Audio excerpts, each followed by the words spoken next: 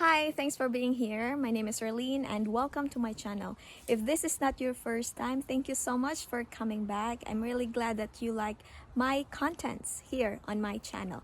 Anyway, today I will be responding to one of the comments in one of my videos because I do believe that this is really timely and relevant. And this is what I'm talking about. I assume that your husband is much older than you are. After you get your green card in the USA, will you divorce your husband and find a much younger guy? The reason that I'm asking this question is because I am planning to find a Filipino girl and to bring her to USA. But I am really worrying about such a risk. In USA, a guy can lose enormous amount of money and time for a divorce. What would you suggest to reduce such risk? Basically, he was asking about the likelihood of a Filipina to divorce rape her Western husband. For the benefit of my Filipino viewers, divorce rape, according to Urban Dictionary, is noun or verb used to describe a wife who uses the fact that divorce courts are sexist in favor of women to personal advantage. For example, by taking an unfair proportion of the husband's assets or denying him access to children. Okay, and to those of you who are new in this channel, let me introduce myself. I'm Marlene. I'm a Filipina from Cebu, Philippines, now living here in Washington State with my American husband and our 15-month-old daughter. We've been married for almost 3 years now, and I received my green card sometime last year, but I started working October of 2020. So that's when I received my work permit, and my husband is just 13 years older than me. I am 31, so that makes him 44. Alright, so there you go. I already received my green card. I did not divorce my husband, and I will not divorce my husband because for me, the welfare of my daughter and the kids that we will be having in the future is my number one priority. I do believe that the best way to set up my kids for success is to grow up with their daddy. So there is nothing in this world that would entice me to break up our family and to divorce my husband. And I also believe that most Filipinas share my sentiment. I said most because I know there's always bad apples in every garden. But yeah, in general, Filipinas are wired to be family oriented. We do everything in our power to save the marriage, to keep the family intact. Onto the topic of divorce rate. Honestly, I did not know about divorce rate before I met my husband, and I was surprised when he told me that according to a 2015 survey, 70% of divorces are initiated by women. And as a Filipina, I find it sad. And I can't wrap my head around it because like I've said, as a Filipina, we do everything in our power to give our kids a complete family. And I was just surprised that here in the US, I've heard stories wherein the husband was stripped off from his wealth, and then like the husband used to live in a big house, and then when they got divorced, the husband is now forced to live in an apartment or in an RV, while the woman who divorced him is now living in the house that he built with her new husband. Isn't it awful? I find it really awful, and I'm so sorry for the kids that are involved in this kind of situations. Well, anyway, as to the likelihood of a Filipina to divorce rape a Western man, I would say it is pretty slim because culturally, it is not us. But like I've said, there's always bad apples in the garden. So you really have to get to know the woman. It is really understandable that the Western men are now worried to or apprehensive into getting married because in the Western society, man has everything to lose. And if you're asking about my husband's opinion about this, he will definitely tell you to not get married unless if you want kids and if you want a mother to raise your own kids. Then now, how to mitigate the risk? So I would say number one is look for a woman that is earning or even has the potential to earn as much as you are. That way, she will not be incentivized to leave you for alimony because she will not get any of it when she's earning as much as you are. I know it will be a challenge to find such kind of a Filipina in the online dating websites because you've probably noticed most of the Filipinas there are not industry professionals.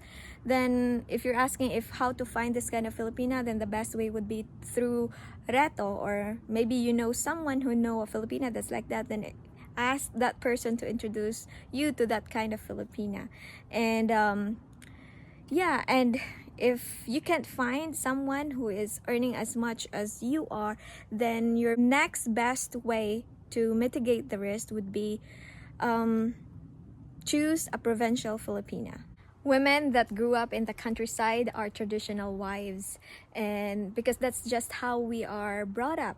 And they're very simple and low maintenance. And then, of course, spend a lot of time in getting to know the person you are interested in settling down with. Observe her routine, her habits, what kind of person he's hanging out with.